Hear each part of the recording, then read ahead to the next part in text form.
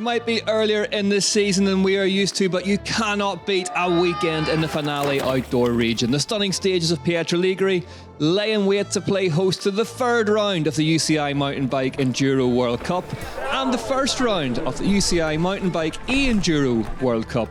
The race would take place in the hills surrounding the beautiful historic town. The sun shone and the sea sparkled in the distance, but the finish line beckoned only at the end of a brutal day of racing. The stages of the finale outdoor region awaited. The opening stage of this year's finale outdoor region Odyssey was a big one. 5 kilometres long and a vertical drop of 760 metres. It was a serious place to kickstart a serious race.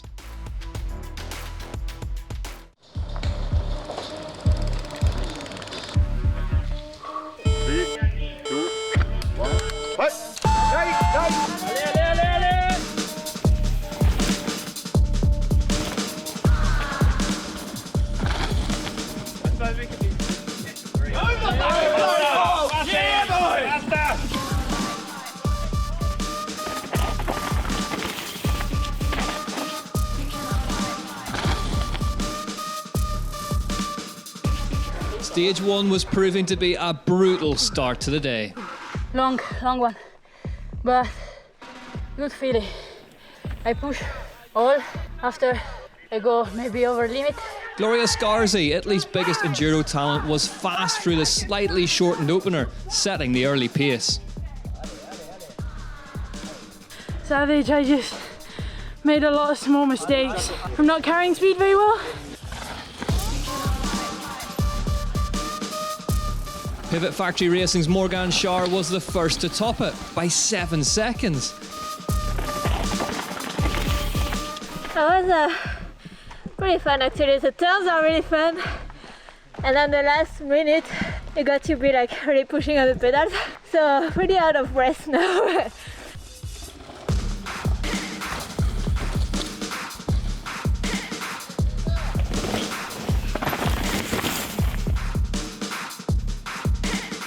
But there was a surprise not far behind her. Isabelle Cordurier, the reigning overall title holder, was 10 seconds off the pace. Schar would go on to win the stage after series leader Bex Barona came down in 8th place. Scarzi was in 2nd.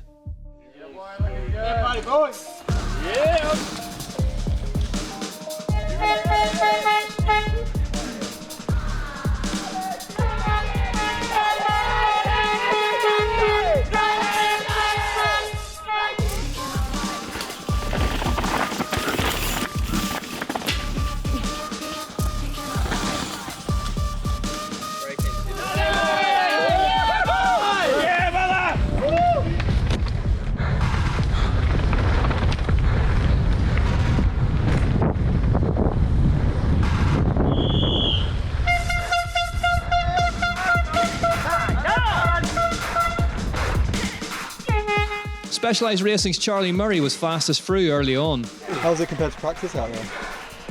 Oh, 10 times harder. Just because you pedal everywhere, we usually would just coast. Yeah, boy! But was quickly pipped by Forbidden's Reese Werner. Should have just gone like hard the whole time. Climb's going to be hard regardless, but no crashes, just a few bobbles, but I think a good start. Amidst the treacherously loose conditions, Werner's time was holding. Canyon Collective's reigning overall title holder Jesse Melamed was 7 seconds back on his compatriot. Just kept going. There's the climb that we all knew about, and then there's everything after it. And once you're tired, like, dude, it's...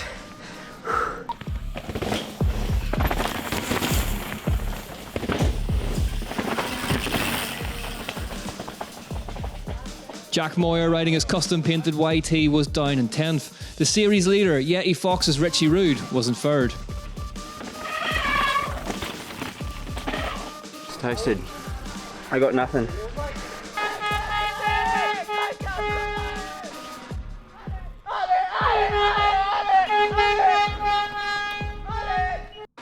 Werner took the stage win from Murray with the green vest wearing Rude in 3rd.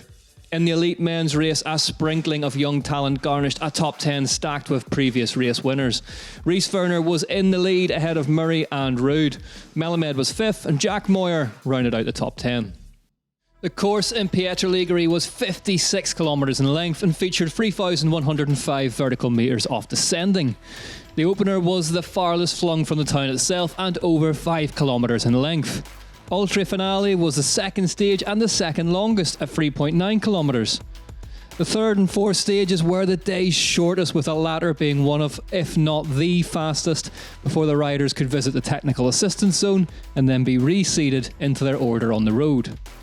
After that, it was the spin out to stage 5, Spil Pietra, before the final test, stage 6, Quare di Cervo, and then back to the sea.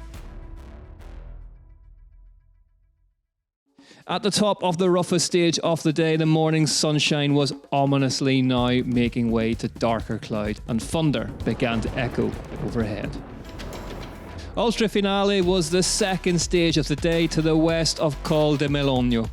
It was the second biggest in size and one of the steepest at just under 4 kilometres in length, with a vertical drop of 680 metres.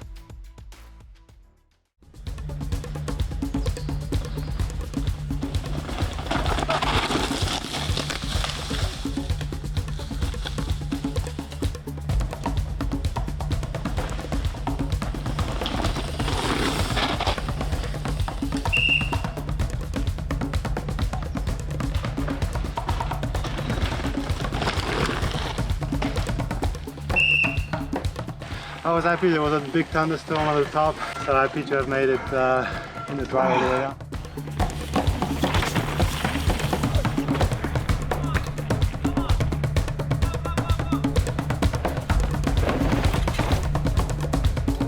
No less physical than the first stage, riders were struggling. Stage, nervous stage. I hit a corner so hard, I need the mudguard, and it just wrapped under, so I was like, front wheel was locking up anytime it would come off the ground. So I was like, oh, pedal harder, snap my chain, lost it. Don't know how the pedaling was, like, not sure about that, but the downhill riding feels good.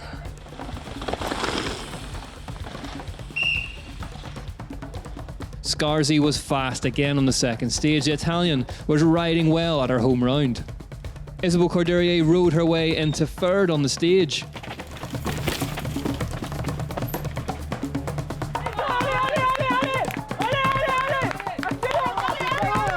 Bex Barona was in 6th. The British rider seemed to be struggling when compared with her electrifying pace at round 2.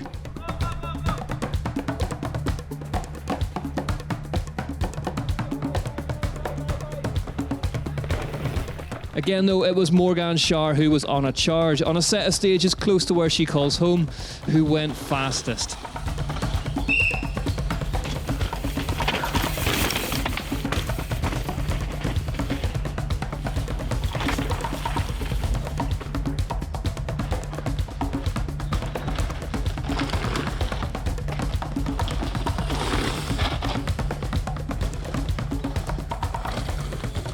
She now led. After 2 full chat stages then to start the day, it was Morgan Schär who led by a chunky 14 seconds from Gloria Scarzi and Isabelle Cordurier. Trek Factory Racing's Hattie Harnden was up into the top 10.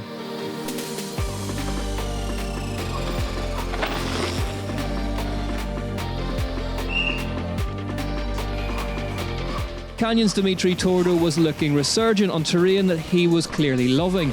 He was right in the mix on Ultra Finale.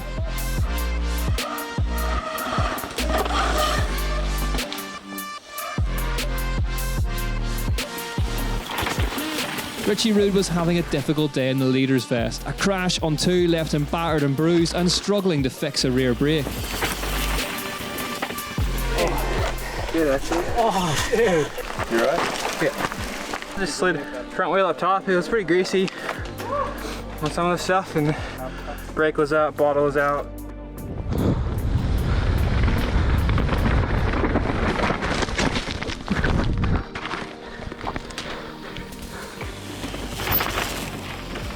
At the start of the weekend, Jesse Melamed said that this course was a never-ending series of corners and that setup was going to be key.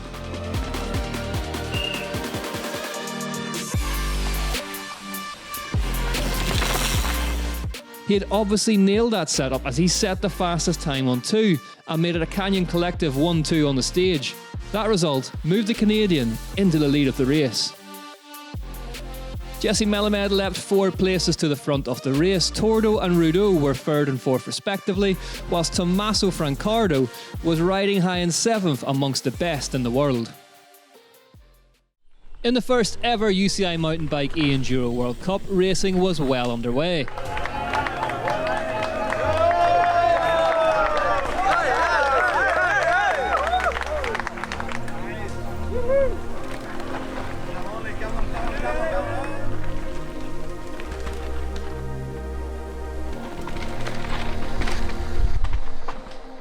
After 3 stages, Laura Charles led the women's race ahead of Flo Espinera and Tracy Mosley.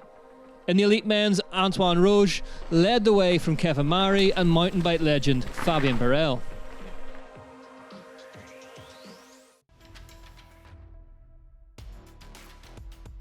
The 3rd stage of the race was Armen, just above the beautiful town of Pietra Ligure itself. It was the shortest of the day at just 850 metres in length.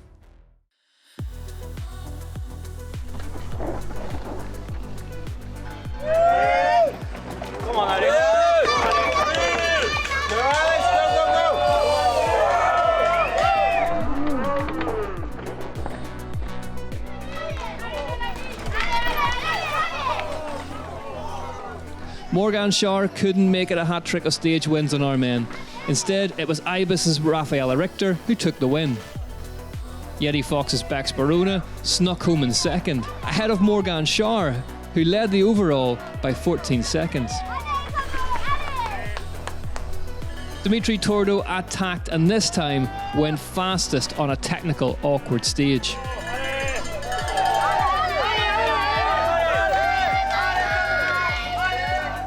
But it was short-lived. Alex Rudeau, the flat pedal master of tech, took the stage win.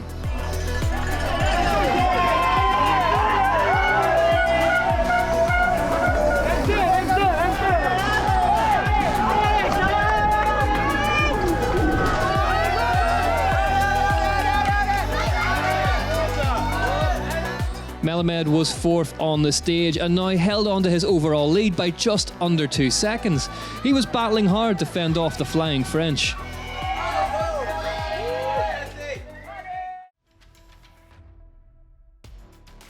Over on Dolce Nera, the purely pedal-powered combatants were trading blows on the 1.02 kilometre long stage that dropped 270 vertical metres.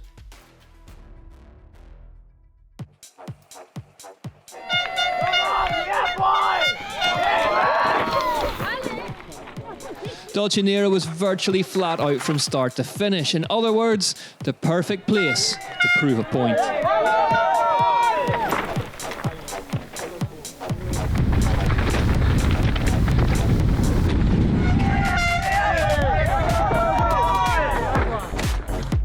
Courdurier was 2nd on the stage, pulling a place on Schar in the process, but it wasn't enough to make any big inroads into her lead. Gloria Scarzi, the local, brought home her first stage win. Commensal Enduro Project's Alex Rudeau was riding himself into the kind of form that saw him take his debut win in Ludenviel at the end of last season. He went fastest.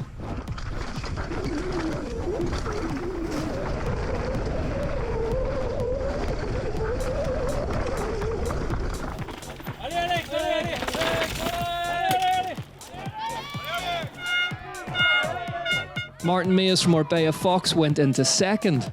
But when the nature of the stage is flat out, all eyes automatically turn to one rider, the Canadian cannonball, Jesse Melamed.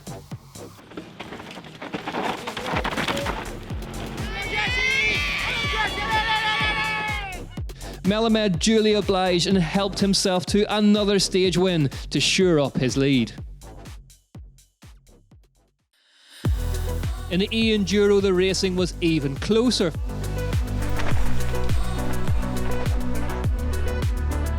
Oh man, it's pretty hard already. Actually really warm, so it's difficult. The grip is not the same than the practice, it's more loose. The limit is really quick. Fabian Burrell now led Florian Nicolai, but by just a quarter of a second. Laura Charles was still in the lead, up by just 1.8 seconds. With 2/3 of the race distance completed, it was time to take on some much needed technical assistance in the tech feed zone, after which the riders would be reseeded into their order on the road. Try to be in the podium at the end of the day is my goal, but yeah, it's gonna be hard because the guys in the front are super fast. The stage has moved from the training, so you have to improve and find your lines, so you have to stay focused and be present, you know. It's like sometimes you have a big ruts, you have to change your line, so yeah, it's really hard, but I'm feeling good, so it's okay. Yeah, it's going pretty well. I really enjoyed the first 2 stages, like the longer one, because it's a lot of turns, like many turns, and I think they're quite good on flat pedals as well. You got to take like quite a lot of inside lines because the outside are gone like most of the time, so yeah, it works pretty good for me. It's degraded into being really sick. It's like, I think when a downhill track like kind of blows up and it gets to this sweet happy medium. Stage 4 I thought was going to be totally wrecked, but you just like slap in and it's all kind of blown, but it's still holding. The lines are like cut in a little bit better, and it's really fun. Spill Pietra was the penultimate test for the Enduro World Cup racers. It was 1.88 kilometres in length, alongside a vertical drop of 240 metres of bench cut turns and high speed flow.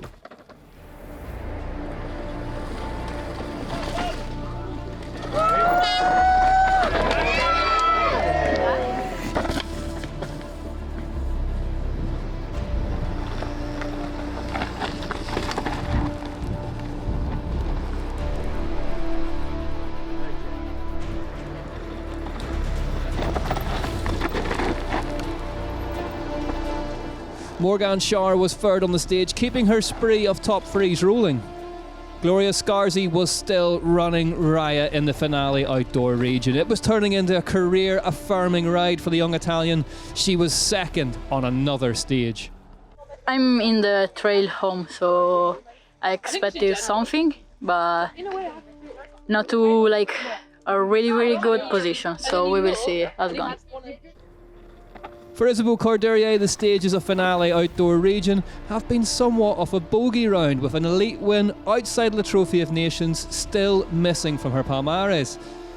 She won her first stage of the day on the penultimate test. Honestly, it's been so long and so tough with the sun and everything. I'm very tired, more than I thought, so I'm just really looking forward to finish now.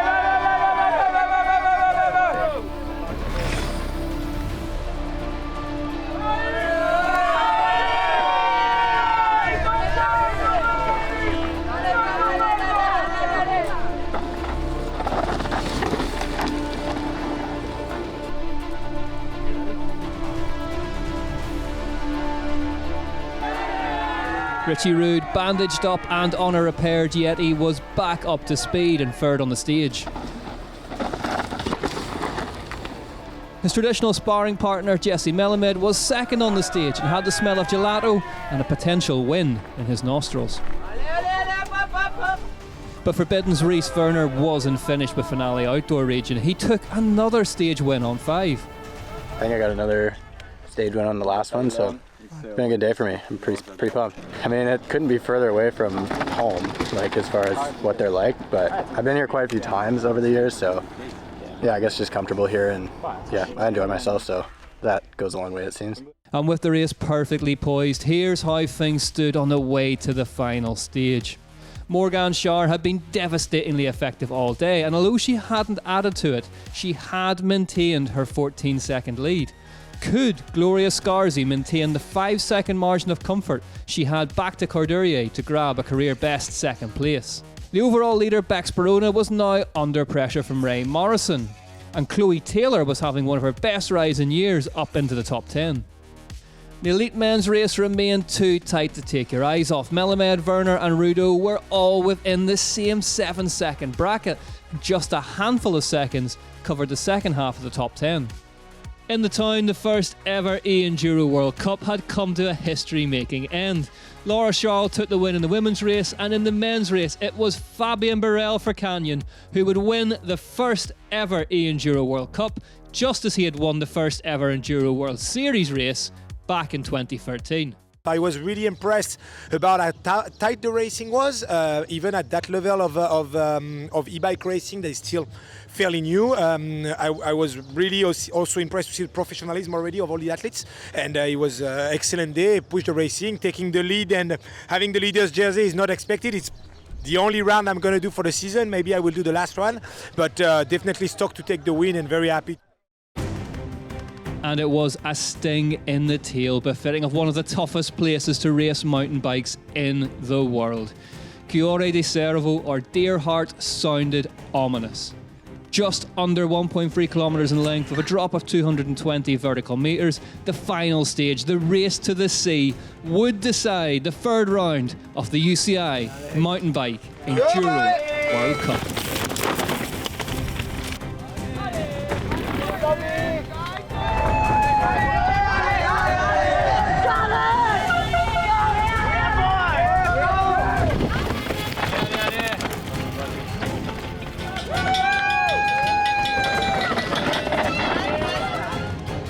It was a superb day on the stages for the German Raffaella Richter, and she duly rounded it off in some style. The 25-year-old took her first stage win on Cuore di Cervo. Isabelle Corderie had dug deep. No one rides with more heart than the Zapier Zip Collective star, but she would be forced to wait for her first elite level win in Finale Outdoor Region. She would end up second on the final stage.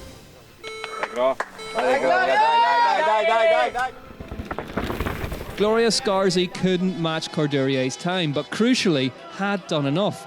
Gloria Scarzi claimed second place in the race and a new career best elite level finish at home in Italy. Finish the day. The day belonged to Morgane Schar, who picked up her first win since Ludenvielle 2022. In a move reminiscent of her compatriot, the great Cécile Ravenel, she played the percentages on the last stage and came home in sixth to take the win.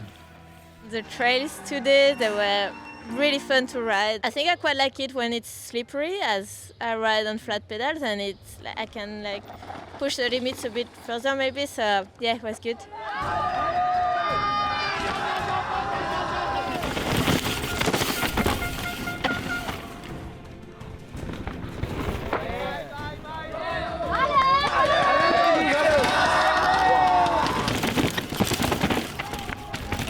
Giants U and Deneau came down to set the pace on the final stage.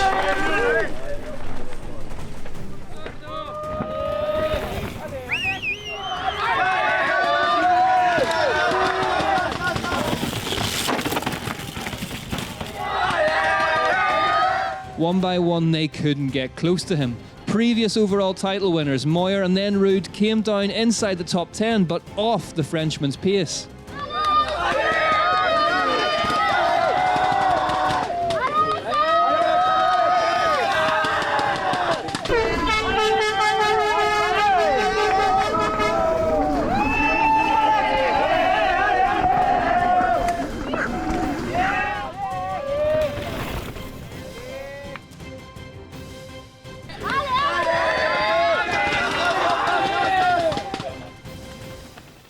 Werner came down in seventh. All eyes now turned to Melamed.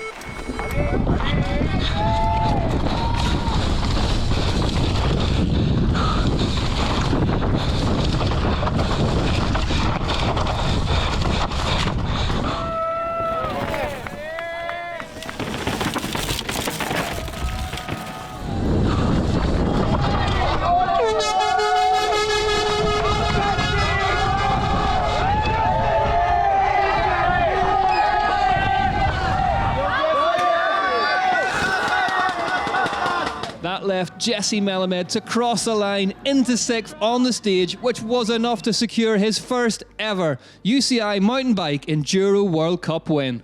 The whole weekend, and the last, however many months leading up to this has gone really well. So I just can't say thank you enough to like my team and everyone behind me and Candy and all the sponsors. Like, they did a huge job to get me so comfy on a new bike in a few weeks and over the course of this whole winter. We've become used to seeing Char duking it out on the timesheets, but in Pietra Ligure, she was imperious and never looked back. Scarzy was second and became a local hero in the process, whilst Isabelle Cordelier continues to ease her way into the 2023 season in third. Richter was fourth, whilst a scintillating second half of the day saw Lib's Ray Morrison overtake the series leader Bex Barona into sixth. Jesse Melamed then, looking every ounce the overall title holder that he is, took the win. It was close throughout, but ultimately Werner and Rudeau would be made to accept second and third respectively. For the young Squamish native, it would be a career best finish.